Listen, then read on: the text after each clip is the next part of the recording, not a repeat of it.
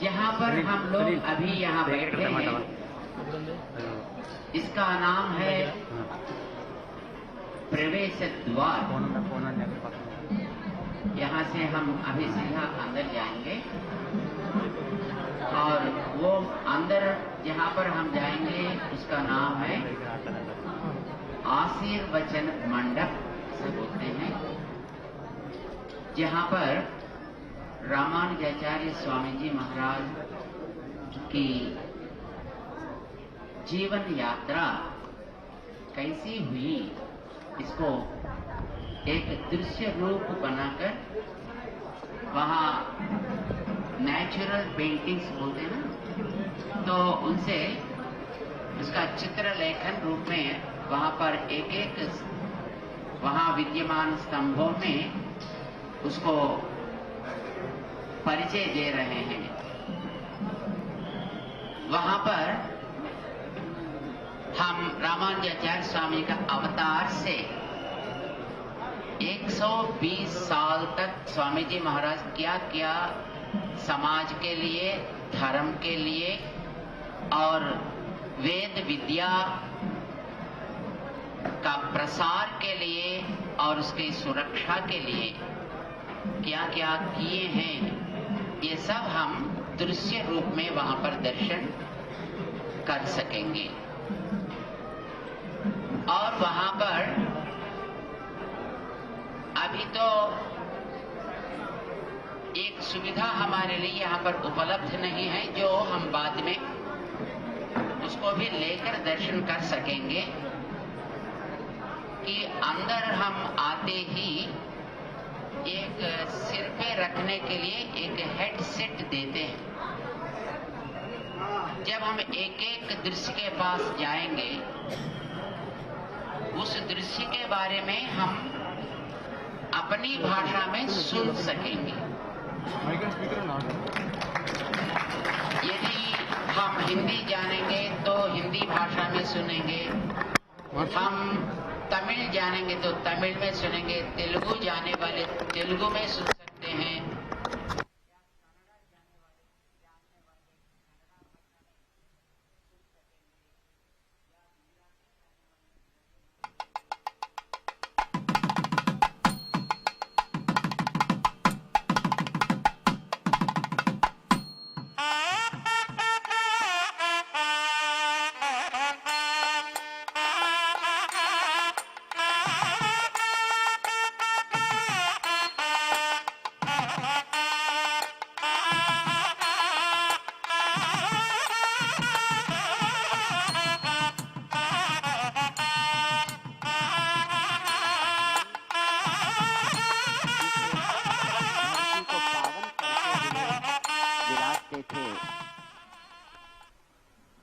उसीलिए उसी मूर्ति का आविष्कार करने में 120 किलो सोने का प्रयोग करके उस मूर्ति का निर्माण हुआ था। अभी वो मूर्ति विमोचन के लिए 13 तारीख को राष्ट्रपति महोदय यहाँ पर पधार रहे हैं, और अभी मूर्ति की प्रतिष्ठा तो हुई नहीं है। राष्ट्रपति जी यहाँ पधार कर लोकार्पण करते हुए और बाद में उसका प्राण प्रतिष्ठा इत्यादि सब होंगे। वहां से हम धीरे धीरे ऊपर, उसके ऊपर और एक तल है जहां पर रामानुजाचार्य स्वामी जी का जीवन समय में लोकोपकार के लिए क्या क्या कार्यक्रम स्वामी जी महाराज करके दिखाए हैं, उनका एक साक्षात्कार करने का वहां पर एक व्यवस्था अभी हो रहा है। और उससे ऊपर जाएंगे जब हम रामानुजाचार्य स्वामी जी महाराज की समता मूर्ति जो 216 फीट का ऊंचाई में दर्शन देती है, वहां पर पहुंचेंगे। वहां पर रामानुजाचार्य स्वामी जी तो बैठने का जो आसन होता है, वहां पर पहले गजराज वहां पर रहते हैं। 36 गजराज वहां पर रहते हैं और वहां उनके ऊपर एक कमल होता है और कमल के अंदर आचार्य श्री का दर्शन हम कर सकेंगे। ये 32 गज जो होते हैं वो अपना ज्ञान का प्रतिरूप बनते हैं। गजराज का कर से जलधारा होती रहती है जो विद्या जल रूप धारण करके वहां पर हमारे लिए उपलब्ध होता है और विद्या का फल होता है अपना मन का विकास। नीति शास्त्रकार बताते हैं ना, विद्या ददाति विनयम विनयात याति पात्रताम पात्रत्वात् धनम आपनोति धनात् धर्मम सुखम, ऐसा कहते हैं ना। तो वहां पर विद्या के द्वारा खिलने वाला कमल अपना मन होता है और मन का अंदर कुछ दिक्कत, वहां पर थोड़ा रास्ता बना मार्ग बना देंगे।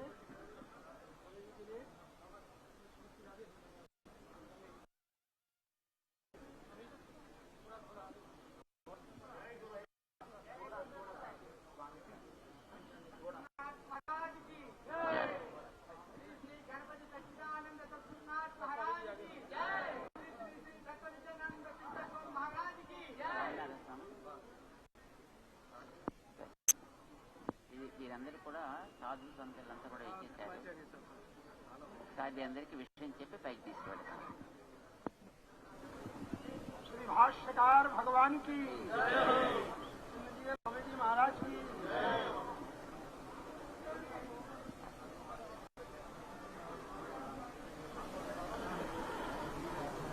अपना मन मंदिर में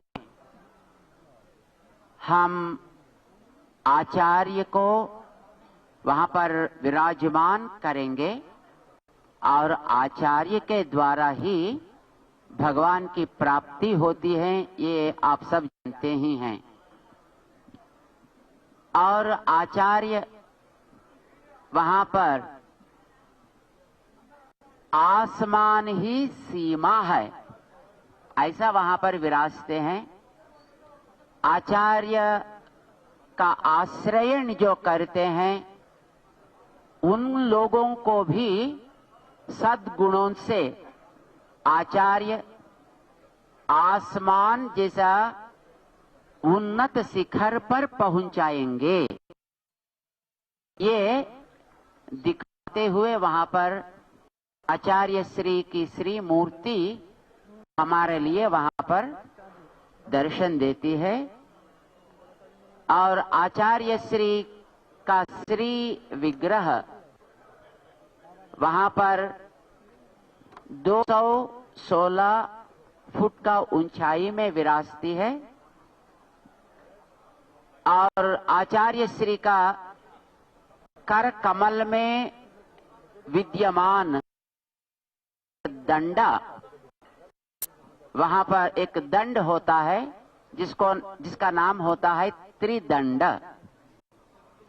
ये त्रिदंड जो है 3 तत्वों का प्रतीक होता है। एक तो हम जिस दुनिया में जीवन चलाते हैं और ये सारी दुनिया प्रकृति कहते हैं ना अपने शास्त्रों में, सो होता है और प्रकृति शरीर बनाकर रहने वाले हम जीव, चाहे ये मनुष्य होंगे, ये देवता होंगे, या तिर्यक जंतु होंगे, या स्थावर होंगे, ये 4 प्रकार का शरीर धारण करते रहने वाले जीव का प्रतीक होकर एक दंड होता है और इन दोनों को सदैव नियमन करते रहने वाला जो तत्व होता है, जिसको भगवान कहते हैं, उस तत्व का प्रतिरूप एक दंड होता है। तत्वत्रयम ऐसा कहते हैं, प्रकृति, जीव और भगवत तत्व, ये 3 तत्व एक साथ होते हैं। परंतु इन तत्वों के बारे में जानकारी देने वाले आचार्य एक पृथक तत्व के रूप में उनके द्वारा ही भगवान का पहचान होता है और भगवान की प्राप्ति भी मिलती है, इसलिए वो एक दंड में वहां पर विराजता है। ऐसा वहां पर उनके श्री चरण श्री कर में, उनका हाथ में एक त्रिदंडा होता है, वो त्रिदंड वहां पर विद्यमान, वो 162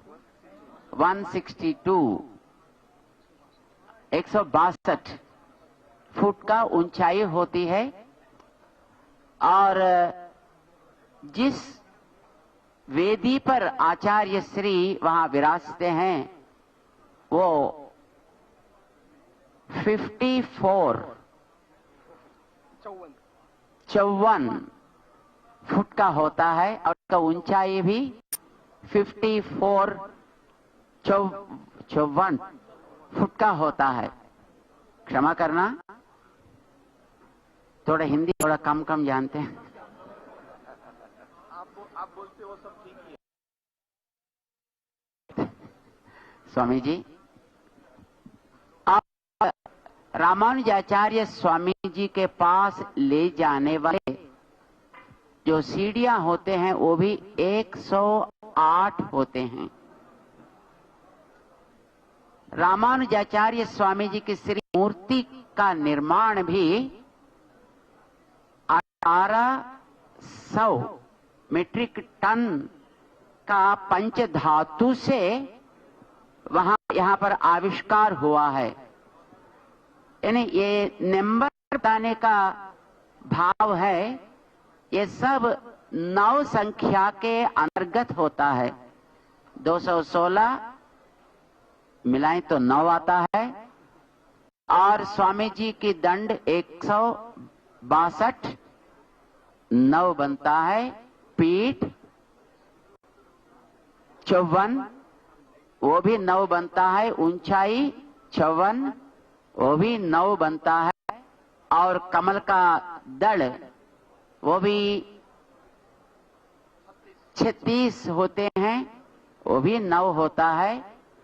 नीचे विद्यमान गजराज भी जो विद्या का प्रतिरूप होकर वो भी 36 होते हैं, वो भी 9 बनता है।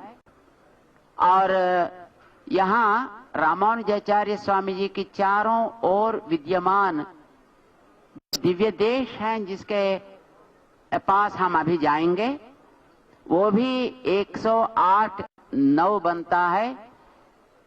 यानी तात्पर्य है यहाँ जो भी निर्माण हुआ था यहाँ पर वो 9 संख्या का अंतर्गत होता है। कारण ये है आचार्य तत्व सदैव 9 संख्या में ही विराज। 9 संख्या के बारे में आजकल किसी को बोलने की जरूरत ही नहीं है। 2 प्रकार का स्वभाव 9 को होता है। एक है 9 कितने बार भी हम गुणा करेंगे और मिलाएंगे तो 9 ही बचता है, वो अविनाशी संख्या होती है।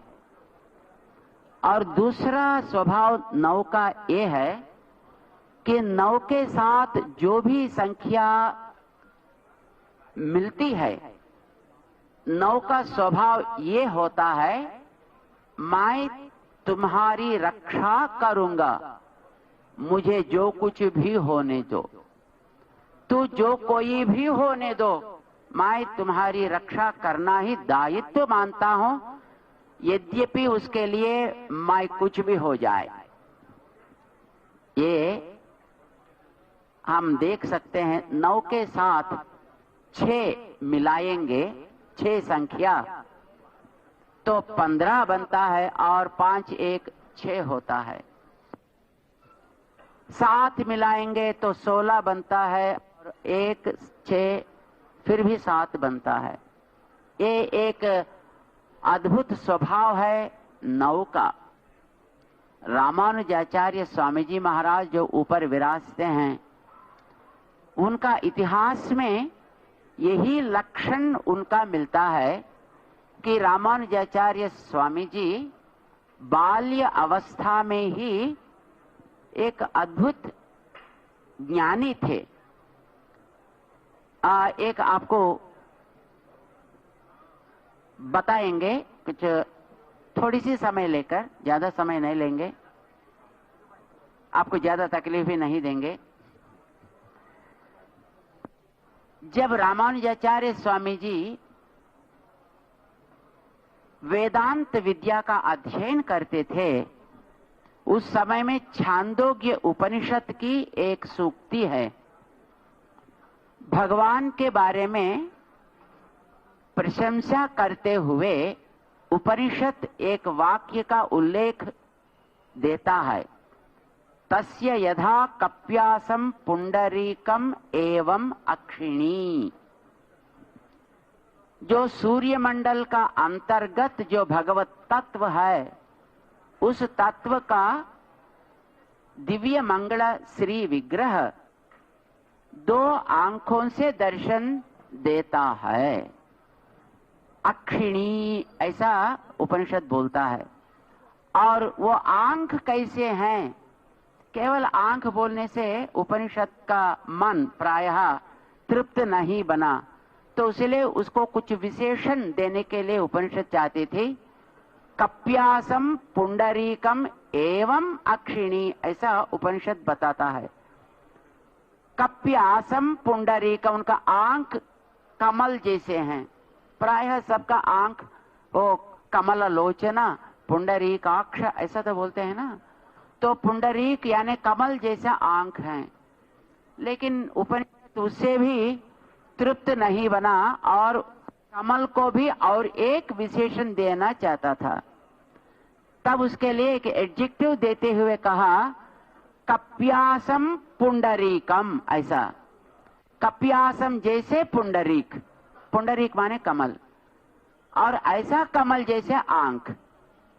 तो गुरुजी कहते थे जो पाठ पढ़ाने का समय में, पुंडरीक जैसा आंख भगवान के हैं, परंतु वो पुंडरीक इतना सुंदर है जैसा कपि यानी बंदर होता है ना, उसका पृष्ठ भाग जो होता है वो उसका रंग तो लालिमा होती है, तो उसका पृष्ठ भाग जैसा लालिमा रहने वाला कमल तरह भगवान का आंख है। इसी बात को सुनकर रामानुजाचार्य स्वामी जी महाराज का मन एकदम दुख से भर गया और आंखों से आंसू निकलने लगे। गुरुजी कारण पूछे थे, तो महाराज उपनिषद ऐसे नीच उपमा को नहीं देता है, ये रामा स्वामी जी कहते थे। तो यदि तुम इससे अच्छा कुछ जानते तो बताओ ना। गुरुजी ने रामानुजाचार्य स्वामी जी महाराज को कुछ फ्रीडम दे दिए थे, फ्रीडम दिए थे, स्वतंत्रता दिए थे। तब रामानुजाचार्य स्वामी जी, यदि आपकी आज्ञा हो तो मैं विनती करूं, कहकर कपि यानी बंदर नहीं हो सकता। बंदर भी एक अर्थ होता है, परंतु यहाँ आंखों का विवरण कहते हुए कमल का उदाहरण दिया और कमल का एक विशेषण कप्यासम कहा। तो कमल संबंध जिसको होता है वो ही कप्यासम बनता है और बंदर का पृष्ठ का तो कमल से कोई मतलब नहीं है। उसीलिए कपी माने जो कमल का संबंध जो नाला होती है नीचे, ये हो सकता है। वो कपी कैसा बनता है?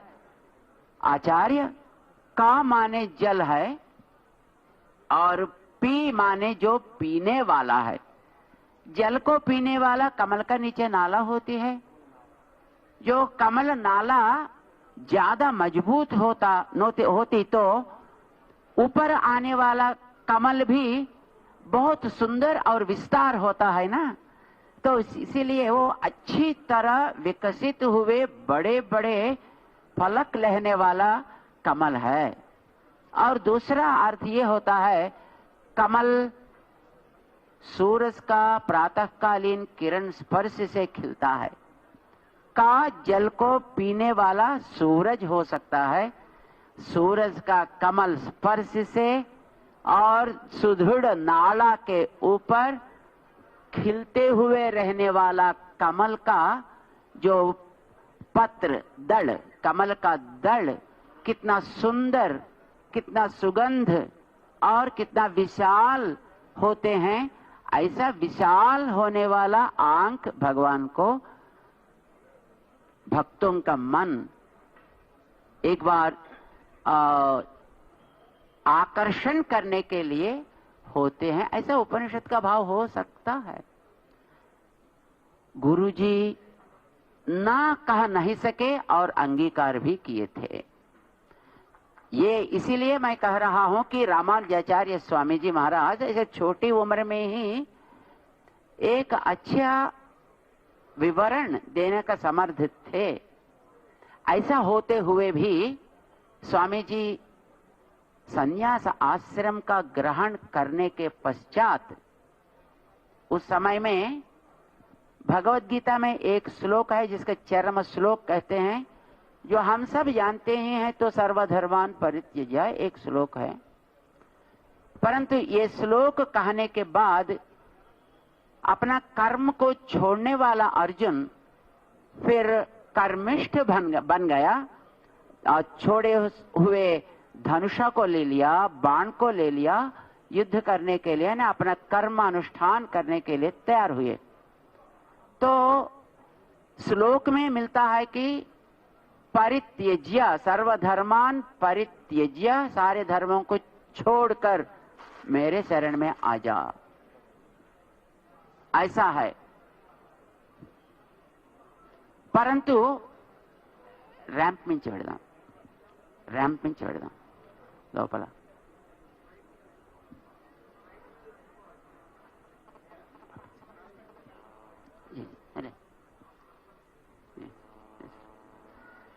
और रामानुजाचार्य स्वामी जी महाराज वहां पर कुछ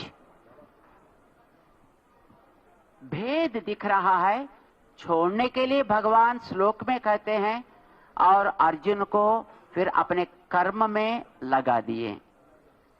तो श्लोक में जो सुनता है वास्तव में उसका तात्पर्य वो नहीं होगा।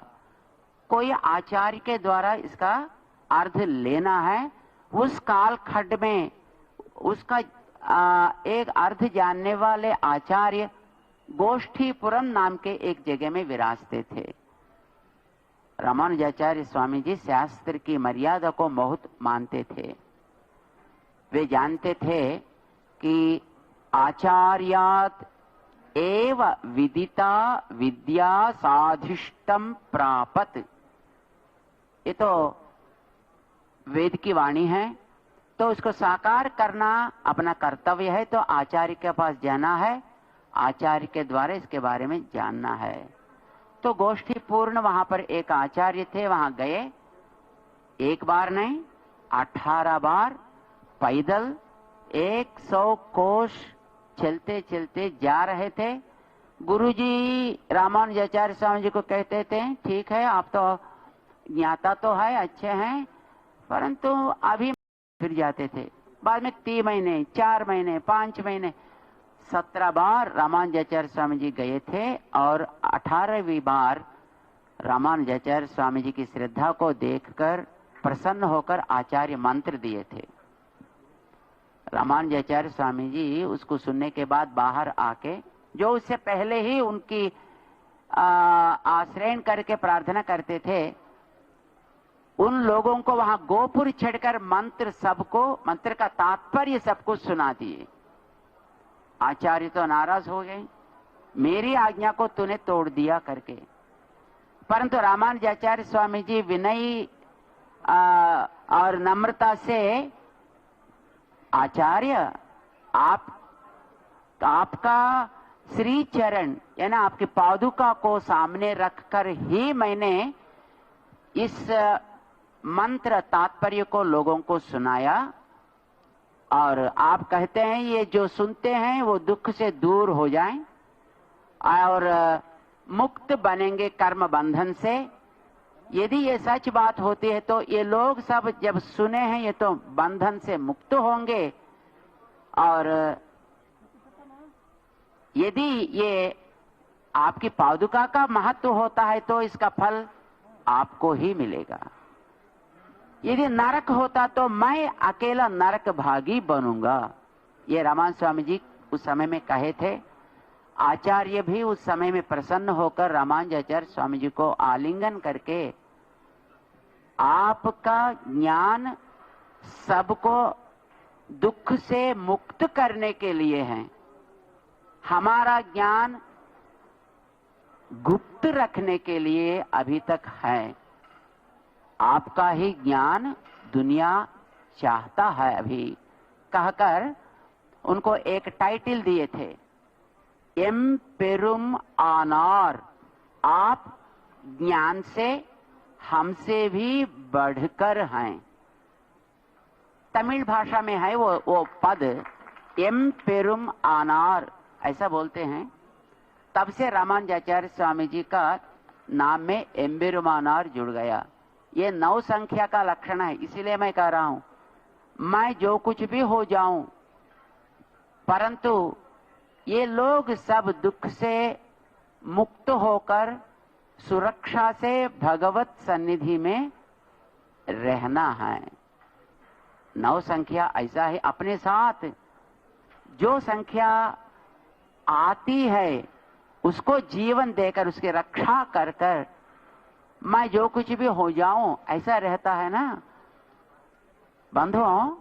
यहां ये पूरा 1-9 में आना है, ऐसा प्लान करके नहीं बनाए, परंतु जो भी यहां पर बना और हो रहा है वो सब 9 का अंतर्गत ही हो रहा है। आज भी तारीख क्या है?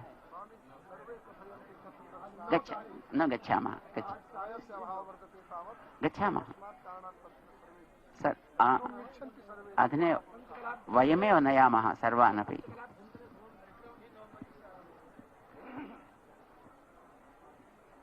परसों यहाँ प्रधानमंत्री जी इसका लोकार्पण के लिए यहाँ आए थे,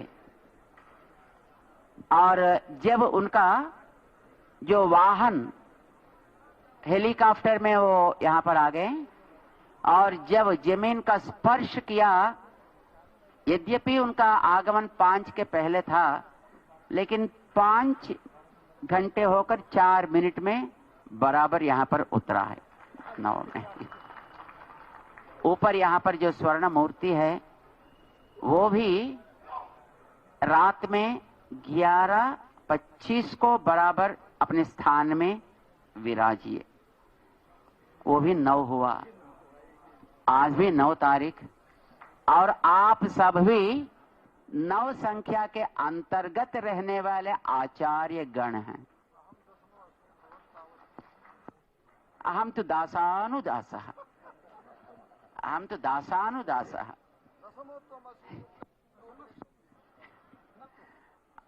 हम अब ऊपर आप सबको वहां पर ले जाएंगे और अंदर का एक एक जगह को हम दर्शन करा देंगे।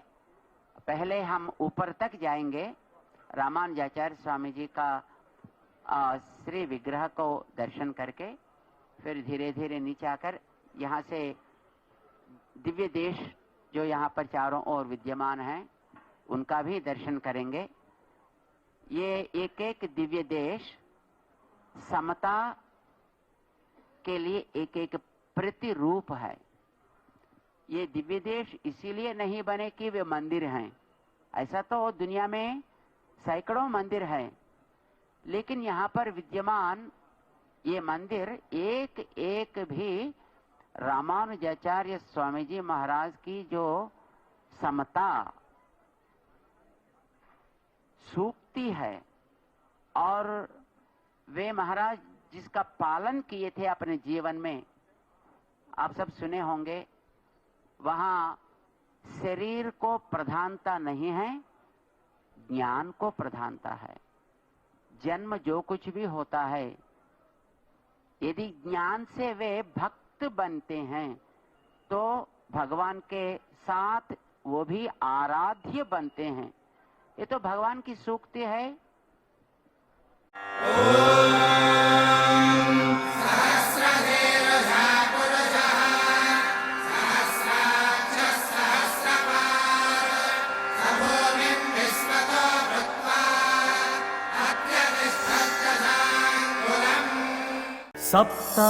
శ్రీ గ్రహశక్తి మహాపీఠం సేవాధిపతి ఆచార్య డాక్టర్ జంధ్యాల గురుజీ ఆధ్వర్యంలో నర్సింగోలు దివ్యక్షేత్రంలో ఫిబ్రవరి 21వ తేదీ నుండి మార్చి 7వ తేదీ వరకు శ్రీ ఆదిత్య కాలచక్ర మహాయాగం. అన్ని రాసుల వారి సంపూర్ణ ఆరోగ్యం, అధికార యోగ్యత, ఉన్నత విద్య, ఉద్యోగ ధన ప్రాప్తితో పాటు ధర్మపరమైన అభిష్ట సిద్ధి కోసం మీ గోత్ర నామ నక్షత్రాలతో ప్రతిరోజు ఆదిత్యునికి రజిత అనగా వెండి సూర్య యంత్ర బింబం ముడుపుకట్టి కాలచక్ర పూజ, అభిషేక, జపహోమములు జరిపి అగ్నిపునీతమైన బింబమును ద్వాదశ ఆదిత్యుల అనుగ్రహంతో మీకు పంపబడింది. శ్రీ ఆదిత్య కాలచక్ర మహాయాగం. సంప్రదించండి. What is that one thing one needs to feel alive? Do not stop moving towards happiness, excellence, peace. Healthy and natural stimulant rich in antioxidants boosts immune system, improves digestion, promotes weight loss, slows aging, natural detox. Nusen herbal green tea, an essence of Indian taste.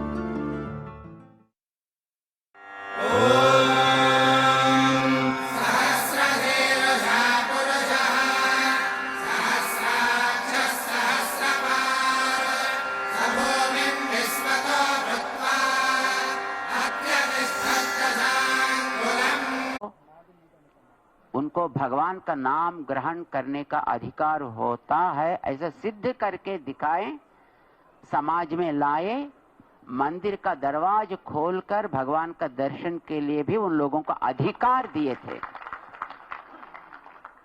ये देकर उस समय में जो देश को पालते थे राजा लोग जो थे, उनको भी ये समझाए, और जो उस समय में जो समाज के पंडित वर्ग जो होता है ना, जो वाइज बोलते हैं, एलाइट बोलते हैं, उन लोगों को भी ये समझाए।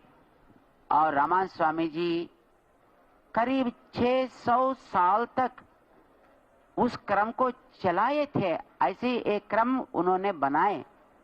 फिर बाद में बंधुओं, आप पूछ सकते हैं उस समय में भी ऐसा किए तो फिर आज भी वो क्यों समाज में मौजूद है?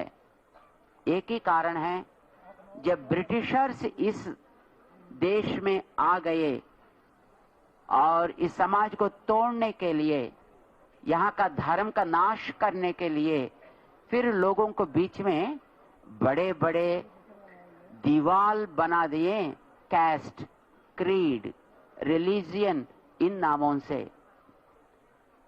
आप सब धर्माचार्य हैं, ऐसी दीवालों को हटाकर समाज को इकट्ठा करने के लिए संकल्प करके ही आपने ये भगवा का धारण किए हैं। समाज का उद्धार के लिए ही आप सब धर्माचार्य बने हैं। हम सब वैदिक धर्म का रक्षक हैं। आप सब रामानुजाचार्य स्वामी यद्यपि वैष्णव धर्म का आचार्य थे, परंतु बाकी धर्मों को उन्होंने कभी भी उंगली दिखाते हुए कुछ एक अल्प बात नहीं कहे थे। रामानुजाचार्य स्वामी जी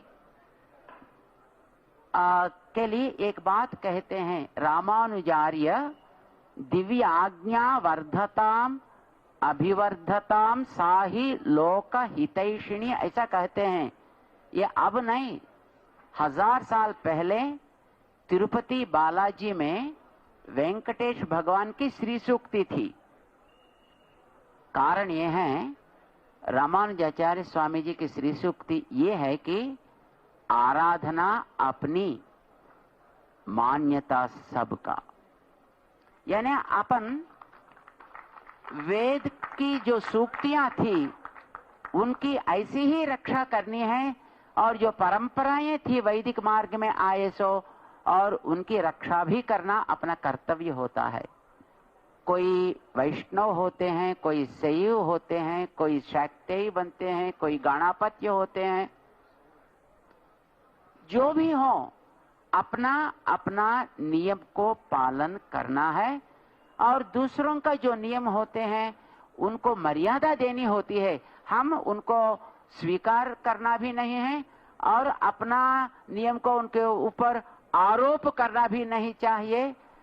एक एक जो नियम परंपरा में आते हैं उसी परंपरा की रक्षा करना उनका दायित्व बनता है। जो दूसरा मार्ग जो होता है उनको मान्यता देनी भी होती है। हम एक और भी बात बोलते हैं जी, सबका सब आचार्यों को तो यही आज्ञा है। हम बोलते हैं यद्यपि मैं एक आस्तिक हूं और दूसरा कोई नास्तिक होता है, फिर भी उनकी नास्तिकता और मेरी आस्तिकता अपना मन विकास के लिए, अपना नियम पालन के लिए होता है। समाज स्तर पे जब हम आएंगे, समाज के लिए आपका और हमारा भी सेवा जरूरत है। हम सब मिलकर रहेंगे और समाज की सेवा में हम सब सहभागी बनकर ही आगे बढ़ेंगे। ये रामानुजाचार्य स्वामी जी की सूक्ति थी। हम यहाँ दिव्य देशों में एक एक से ऐसी प्रेरणा रामानुजाचार्य स्वामी जी की मिली थी। उसीलिए जहाँ जहाँ से प्रेरणा मिली है उन सब दिव्य देश कहकर यहाँ पर चारों ओर यहाँ निर्माण किए थे। तो आचार्यगण, आप श्रमा नहीं मानकर अभी यहाँ से सीधे अंदर जाएंगे और वहां से धीरे धीरे ऊपर जहां पर स्वर्ण मूर्ति है और वहां पर भी हम आपको एक बार पदार्पण करना चाहते हैं। वहां जो जहां पर स्वर्ण मूर्ति विराजता है, जो पहला तल पे, वहां चारों ओर 27 स्तंभ हैं और वहां पर 27 स्तंभों में एक ब्रह्म विद्या जिसका नाम है सद विद्या बोलते हैं छांदोग्य का, और वो भी वहां पर स्तंभ के ऊपर चित्रित हैं, एम्बोज्ड। एक टेक्नोलॉजी हमने स्वीकार किया जिसका ऑगमेंटेड रियलिटी बोलते हैं। यहाँ प्रोजेक्ट में आने वालों को एक छोटा सा कंप्यूटर जैसे आपका हाथ में सेलफोन है, उसे थोड़ा बड़ा हुआ एक साधन देते हैं। उस साधन को वहां पर दिखाएंगे तो उस चित्र के बारे में एक दृश्य 1 मिनट के लिए वहां पर मिलता है। यानी सब हमने दृश्य करेंगे एक बार तो एक ब्रह्म विद्या का विवरण वहां पर मिलेगा। ऐसा वहां पर ये चित्रित किया गया है। लेकिन अभी तो हम वो सब दिखाकर आपको नहीं परिश्रम देंगे। एक बार बाहर से देखते हुए हम ऊपर जाएंगे, मूर्ति का दर्शन करेंगे, फिर एक एक दिव्य देश का भी दर्शन करते हुए यागशाला के ओर हम आपको धीरे धीरे ले जाएंगे। यहाँ यज्ञशाला में 1035 कुंडों का यज्ञ हो रहा है अब 1131 शाखाओं में केवल 9 शाखा मात्र बचे हैं। उन 9 शाखाओं का भी पारायण वहां पर चल रहा है। करीब 1000 वेद विद्वान वहां पर वेद का संहिता पाठ करते हुए हवन कर रहे हैं और पदपाठ, क्रम पाठ और घन का भी पाठ वहां पर अलग अलग ही भगवान की सेवा में प्रस्तुत कर रहे हैं। 18 पुराणों का भी पाठ हो रहा है। रामायण, भारत, इन इतिहासों का भी पारायण वहां पर चल रहा है। और वैष्णव आगम, जिसका पांचरात्र और वैखानस बोलते हैं, और शैव आगम, जिसका कारण आगम बोलते हैं, और जिसको कामिक आगम बोल के सत्य आगम जो बोलते हैं, ये भी समाज में कुछ प्रयोजन के लिए ही आए हैं। इसलिए उन सब का भी वहां पर पारायण 114 शैलाओं में वहां ऋत्विक गण वहां पर बैठकर इनका अनुसंधान कर रहे हैं। और आपको यदि तकलीफ नहीं हो तो सब मंडप का नहीं होते हुए भी कुछ मंडप का आप अपने कृपा दृष्टि से एक बार वहां पर पवित्र करेंगे तो हम सब धन्य मानते हैं।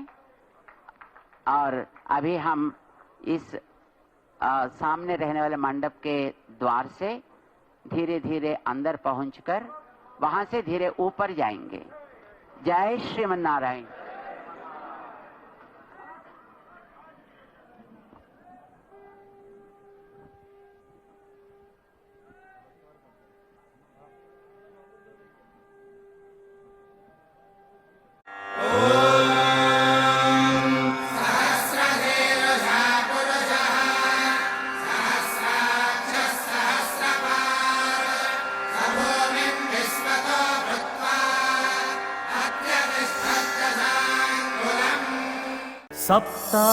శ్రీ గ్రహశక్తి మహాపీఠం సేవాధిపతి ఆచార్య డాక్టర్ జంధ్యాల గురుజీ ఆధ్వర్యంలో నర్సింగోలు దివ్యక్షేత్రంలో ఫిబ్రవరి 21వ తేదీ నుండి మార్చి 7వ తేదీ వరకు శ్రీ ఆదిత్య కాలచక్ర మహాయాగం, అన్ని రాసుల వారి సంపూర్ణ ఆరోగ్యం, అధికార యోగ్యత, ఉన్నత విద్య, ఉద్యోగ ధన ప్రాప్తితో పాటు ధర్మపరమైన అభిష్ట సిద్ధి కోసం మీ గోత్ర నామ నక్షత్రాలతో ప్రతిరోజు ఆదిత్యునికి రజిత అనగా వెండి సూర్య యంత్ర బింబ ముడుపు కట్టి కాలచక్ర పూజ, అభిషేక, జప హోమములు జరిపి అగ్నిపునీతమైన బింబమును ద్వాదశ ఆదిత్యుల అనుగ్రహంతో మీకు పంపబడింది.